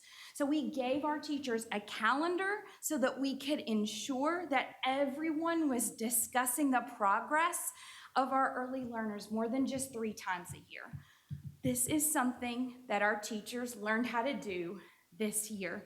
And I hope you're hearing just how many things our teachers have learned how to do this year. And not only have they learned how to do those things this year, they are implementing those things. And this is very important context as we move into this next few slides of data. So here's our kindergarten monolingual diagnostic data. Remember those very specific skills. You'll see that we already have surpassed our EOY goal of 20% growth on these skills in kindergarten. And it's important to note that for both of these skills, letters, sounds, and decoding CVC words, we did assess this last year on a similar assessment. And our students are doing 13% better this year at middle of the year, yes, than they did last year at middle of the year. When we look at our first grade monolingual diagnostic data, you can see that we've already surpassed our EOY goal of 20% growth on both of these skills. Well, 2 of the skills, except for that last skill, which is vowel consonant silent E words. So it's really, really great. That very first, or those first 2 skills, we did assess something very similar last year, and you can see that our students are performing 20% better than they did on those same skills on a similar assessment at this time last year. So it's really promising the work that our teachers are doing. And finally, here's our second grade monolingual diagnostic data. that's going to lead our students to that fluent reading in third grade. We're on track to achieve our annual goal of 20% growth on vowel consonant E and advanced vowels. Neither of these skills was assessed last year. They're new to our assessment this year. And you can see that we are on track on both of those. All right, I'm going to turn it over to Anida for goals number 3 and 4. All right.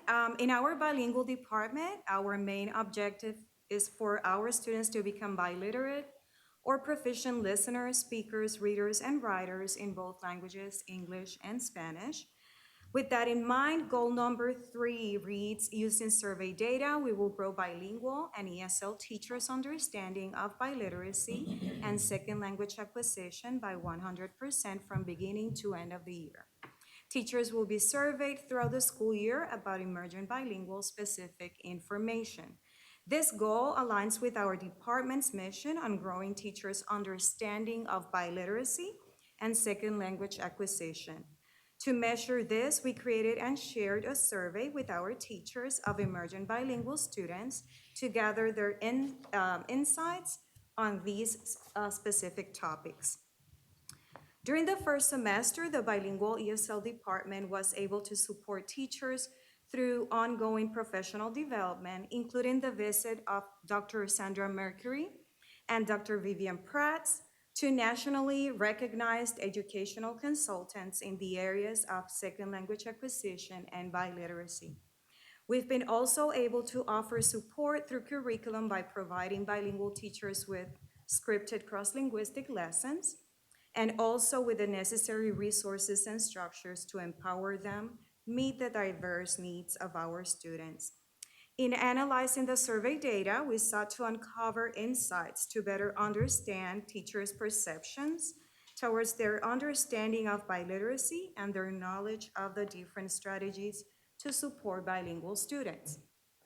The quantitative data gathered indicates that 95.9% of teachers of EB students have received training on biliteracy and second language acquisition instructional strategies. 93.9% of teachers consider that professional learning sessions have effectively supported their biliteracy and second language acquisition instruction. 89.8% of teachers believe that biliteracy and second language acquisition instructional strategies have changed the way they teach. And 93.9% of teachers agree with the fact that biliteracy and second language acquisition instruction have helped students increase their English language proficiency. Other questions in the survey were qualitative. They provided additional context to the quantitative findings by highlighting teachers' familiarity with the dual language one-way program and the 50-50 model, their perception of biliteracy, and their feelings towards the resources available in curriculum. We're going to continue now with goal number 4. Our objective is to increase the reading performance of bilingual students in kindergarten through second grade by the end of 2023-2024 school year. This increase would mean that students who are currently reading at a certain level would be expected to progress to a significantly higher level by the end of this school year. After data analysis from last year benchmarks and all other assessment tools that Andrea mentioned before, we came into the conclusion that 30% was the target percentage of growth for this school year for our emerging bilingual students.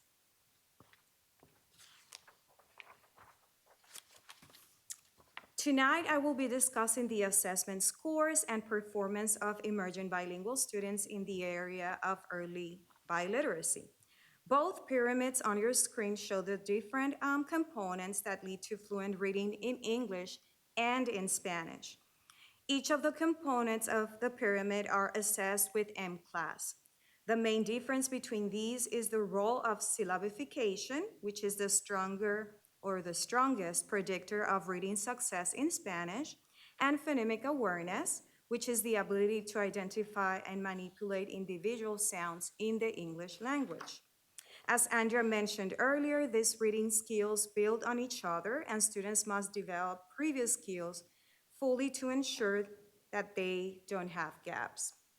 The following slides will show comparisons between the beginning and middle of year data that was collected throughout our new assessment tool, which is MClass. On your screen, you can see 3 different graphs. These are MClass, our new assessment tool being used to measure the development of Spanish reading skills of emerging bilingual students in bilingual classrooms in grades kinder through 3rd grade.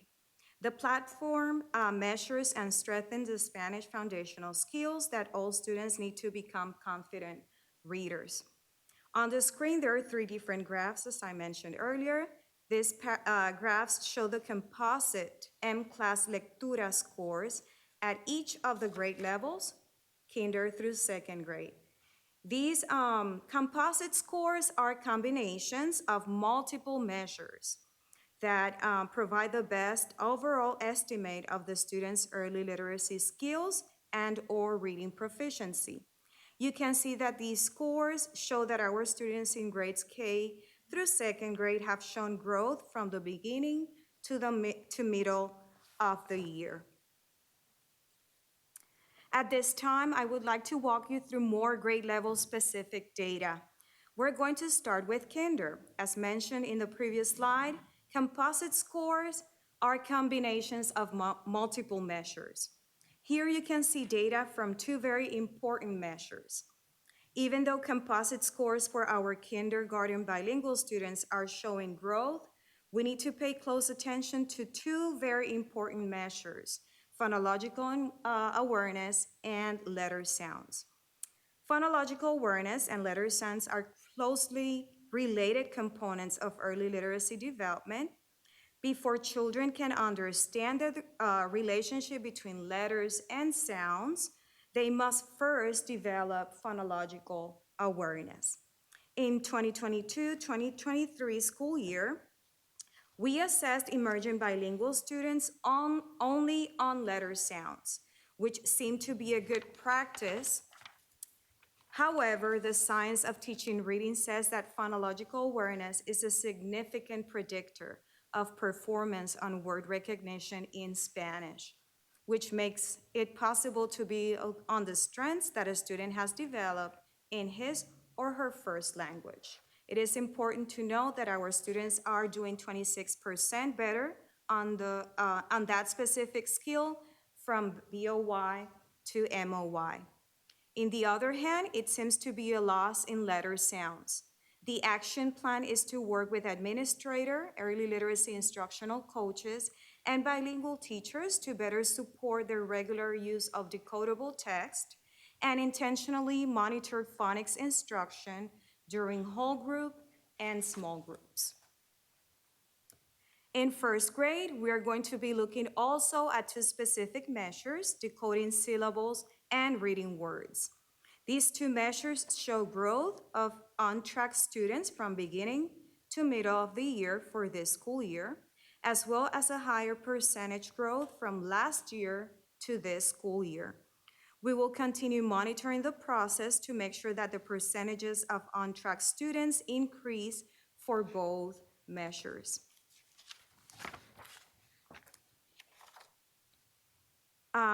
Now moving on to 2nd grade for MClass. On your screen, we're looking now at 2nd grade reading fluency and basic comprehension. We can also notice growth on the percentages of on-track students from beginning to middle of the year assessments. If we compare this year's data to last year, we can also observe growth at this time of the school year. Again, we will continue monitoring the process to make sure this trend continues. As mentioned earlier, our goal is for our students to become biliterate. Before we look into the English assessment scores, let's briefly understand who our emerging bilingual students are. Emerging bilingual students are those who are in the process of acquiring proficiency in 2 languages, English and Spanish. They bring unique linguistic and cultural backgrounds to the learning environment, which can impact their literacy development. With that in mind, and for the first time, the assessments were conducted in both languages to capture their full literacy capabilities. M-Class DIBELS is the name of the tool we're using to measure the development of English literacy or reading skills of emerging bilingual students in bilingual classrooms, grades kinder through third grade. On the screen, the M-Class DIBELS composite scores for each grade level. We can see that percentages of on-track emergent bilingual increases from beginning to middle of the year at each grade level. The data also shows a progression from one grade level to the other. Again, I would like to show specific measures from each grade level. Letter names data shows that the percentage of on-track students is increasing, but at the same time, we have a slight increase in at-risk students. On the other hand, phonemic segmentation data shows that we have more students at risk and less students on track. As mentioned before, this is the first year that our emerging bilingual students are assessed in their knowledge of the basic literacy skills in English. It is important to take into consideration when looking at this data that students who are learning more than one language will advance at different rates than monolingual students or students whose native language is English. Our plan is to support teachers on providing students with cross-linguistic connection strategies that aid phonemic awareness development, including bilingual phonics activities and sound blending exercises. In first grade, we're going to be looking at the specific measures of nonsense word fluency and word reading fluency. These two measures show growth of on-track students from beginning to middle of the year for this school year. And finally, on the screen, we're now looking at second grade scores for word reading fluency and oral reading fluency. We notice growth on the percentages of on-track students from beginning to middle of the year assessments in the word reading fluency measure.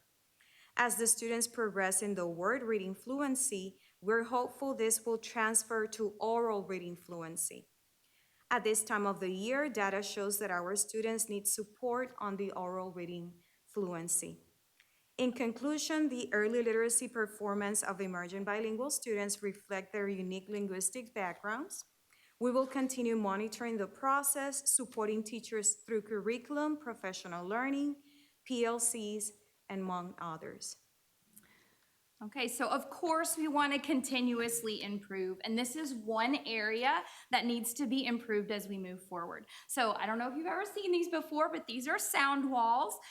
They're one of our required classroom environment elements that are in every kindergarten through second grade classroom, and you can see we have a monolingual and a bilingual version for our biliterate students, and we're measuring the use of this research-based classroom tool in our early literacy walkthrough form. So we started the year out strong with our sound walls. However, it seems like we're not maintaining this tool during the year. And so my team and I are exploring ways that we can support our teachers as they use sound walls every day, specifically our newest professionals. All right, so let's talk about skill-based small group instruction. First, I want to orient you to the graph, the data in the graph. So the legend on the right gives you all the best practices for small group instruction in both English and Spanish that we might see when we walk into a classroom. Some of those best practices only apply to one language. For example, syllable mapping really only applies to Spanish, okay?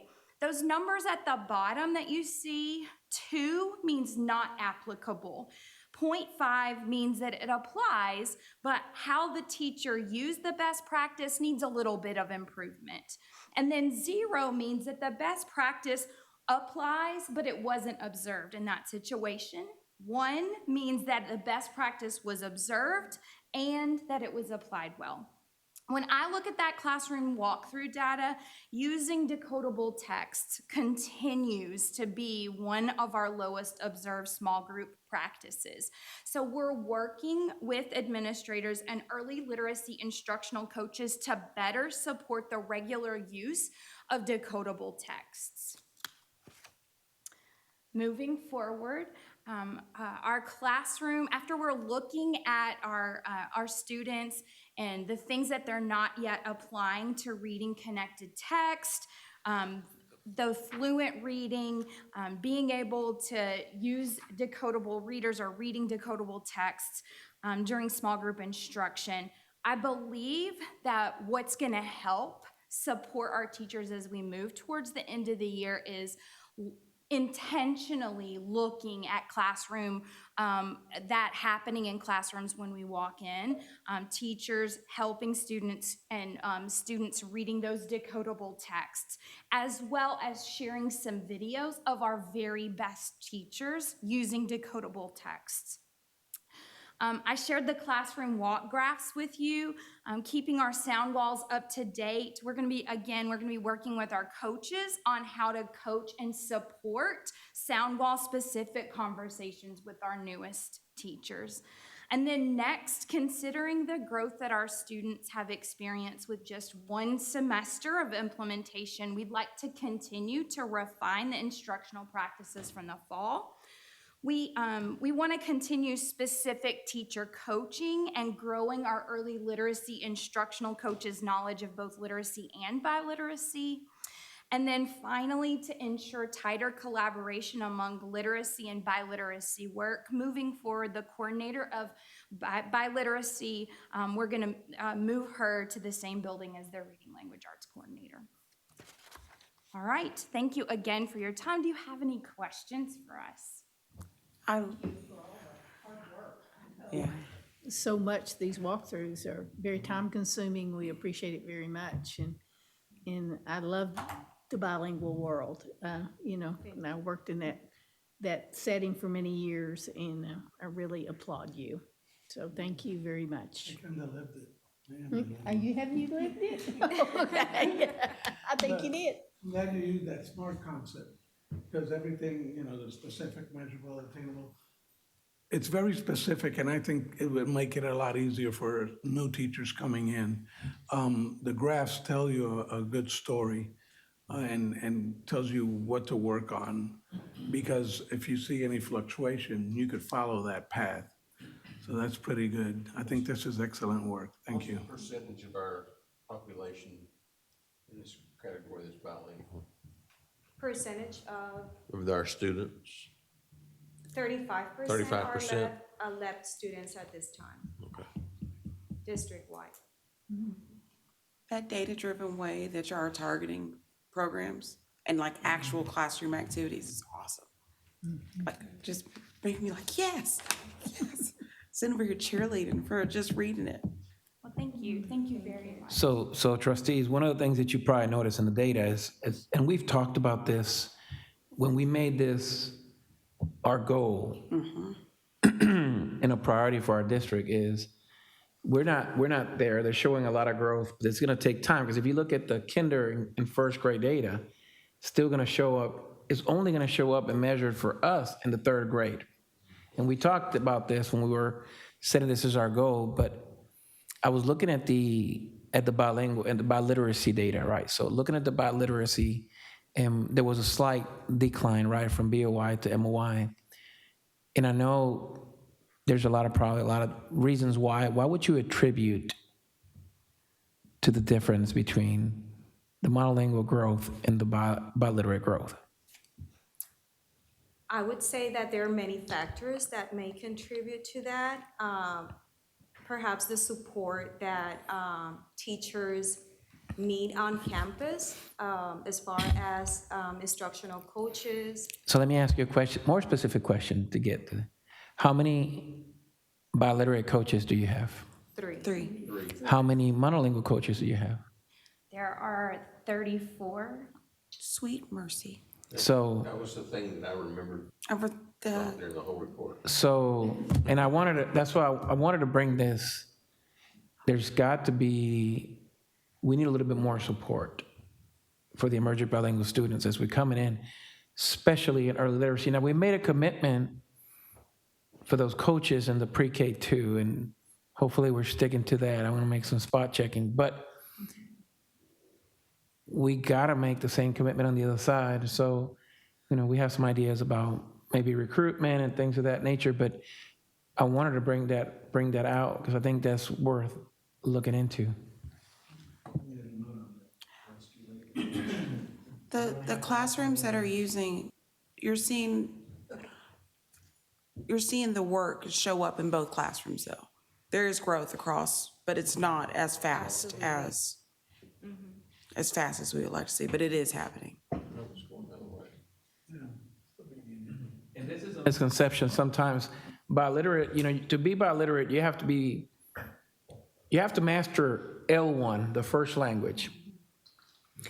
So then you can master an L2, which is the second language. And that's a misconception. People believe that just because you speak another language, then you should be able to, the mechanics have to be mastered in the L1 so they can then transfer to the L2. Some of the students that we serve, their L1 is not too fluid, and so it's not established as far as mastery. So then you're trying to master two languages at the same time. Is that what that test data showed when you, because this was the Yes. first year kids were tested in English. In yes, English. and data shows what Dr. Rivera just said. In addition to that, we're not only developing language, but also literacy skills. in both languages. In both languages. That is why that's why there is a different assessment for English than you see this. She has a different assessment. She oversees a different assessment than Anida does because the assessment we're using for our bilingual students is cross-linguistic. It's going to test those students in both languages and then tell our teachers the specific skills they can use to help bridge the gap between both languages. So what's real with, and what these both ladies didn't tell you was this small group skills instruction. So when these teachers give these diagnostic tests, it'll tell them exactly what the student needs. And the chart, they have an if-then chart that says, if the student needs this, do this. So it's very specific. When we used to do guided reading at the table, that's a very subjective way to teach. And unless you are a teacher with a lot of knowledge about how a student learns to read, you're gonna sit at that, and that's impossible knowledge to have unless you've studied it for years like these two. And we were expecting our teachers to sit at tables and be able to do that. And we have some that can, but not everyone can. And so this is a way to make sure that our students are getting at the point right where they need and not just having a teacher who's just doing their best. They know exactly what they need, so. How long have you been doing this? Just this year. Just this year. semester. So Yeah. this is K2. So if you found a kid that had the gap, because I remember hearing the decoding, it shows up later on. Yes. What do? You go back and re-scaffold like this? Yes, so our teachers use, and anybody has access to the if-then chart that has all of the lessons attached to it. And then on their tool, it comes up like the system suggests lessons for teachers. Ours is a created tool that has all of the skills on it, so anybody has access to it in Mesquite ISD. And so if they need to fill in a gap for a particular student, but they're a third grade teacher, then they have access to that. They have access to the lessons as well. So it is a way that they can fill gaps for students, so that what we can try to do is fill in as many gaps as possible before students leave elementary school. Thank you. In small, Excuse me, go ahead. Go ahead. Well, in small group instruction, with 2 or 3 or 4 kids listening to them read or whatever, how does that work in this system? Because I know what guided reading did. Yeah, so it's very similar to guided reading, but it focuses mostly on phonological awareness first. And every day they have a little bit of phonological awareness, which you've heard is very key, right? And then there's a specific lesson that the teacher does with the students that follows I do, we do, you do. So the teacher explicitly teaches the student how to do that skill. They practice together, and then the student applies that skill. And those are the skills that are lead to the connected text. And then, depending on the day, they either work on handwriting, which is important, or they apply that skill to the decodable text, or they write about the decodable text that they've read. So there's a whole system that they kind of follow, and it's very structured, and our teachers are really liking that structured piece. It's helpful. Well, it's helping new teachers. Yes, Yeah, yes. very much so, very much so. Thank you. Limitation on being able to attract bilingual coaches is not a budget issue, it's a access to Or is it both? those folks. It's both. You know, I've talked to my colleagues, superintendents across state, everybody's struggling Yeah. for the same pool, right? It's the same pool of teachers, so. But Mr. Prado could find the money if we could have. If look at his face, he's out. Mr. Prado's in a hard spot right now. So if you're a parent, like if you're mom or dad, like how can you support this work? So that's one of the things that we're really trying to help teachers understand.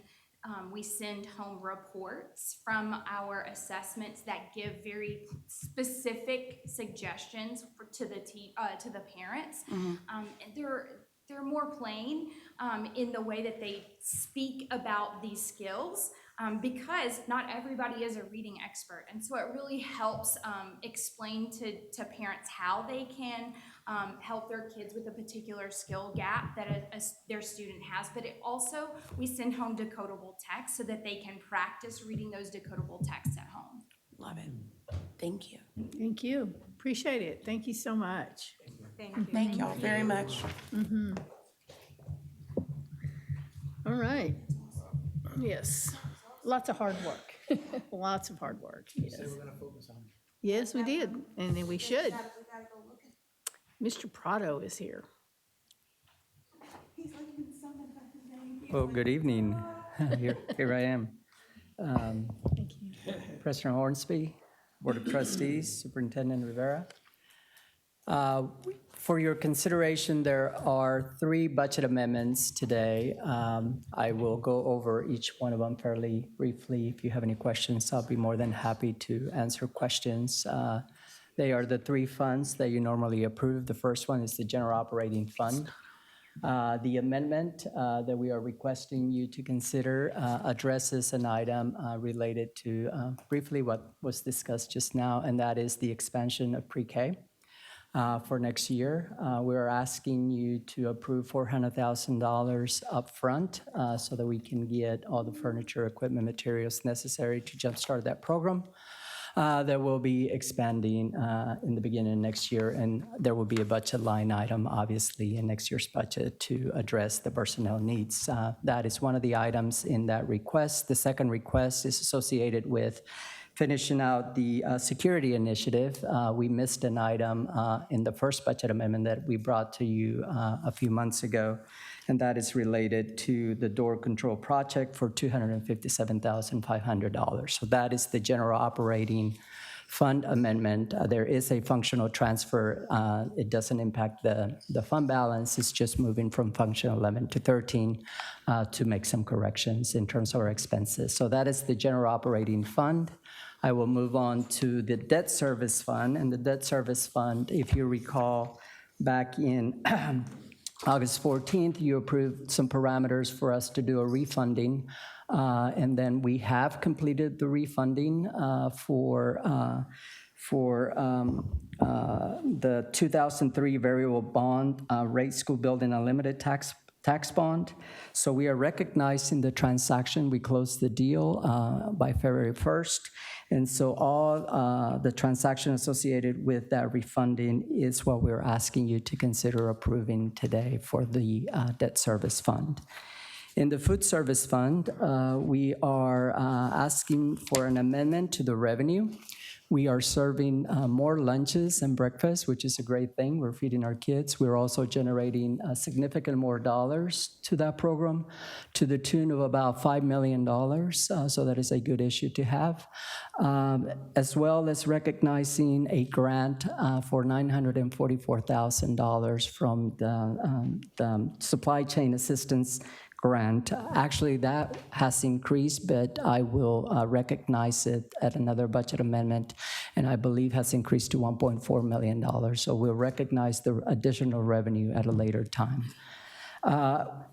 In the food service budget, you cannot exceed, you can, but you have to have a plan to spend down 3 months' worth of expenses to keep the nonprofit status of our food program. In other words, we can't really generate and have a ton of money in our fund balance, and it's only used for food services.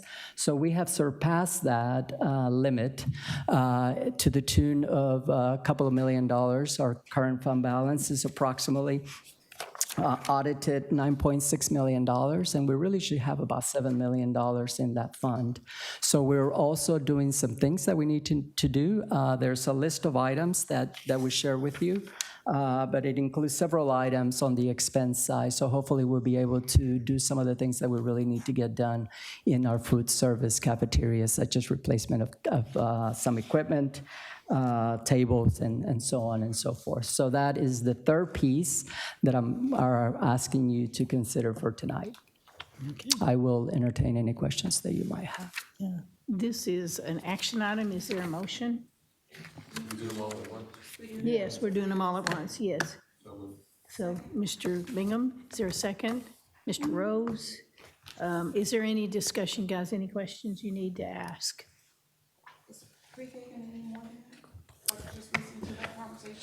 So the initial estimates, that is what we'll need to jumpstart. There will be other line items when we approve the budget for next year or consider approving the budget for next year. Yes, ma'am. And that is for 16 classrooms, correct? This is action item. All in favor, say aye. Aye.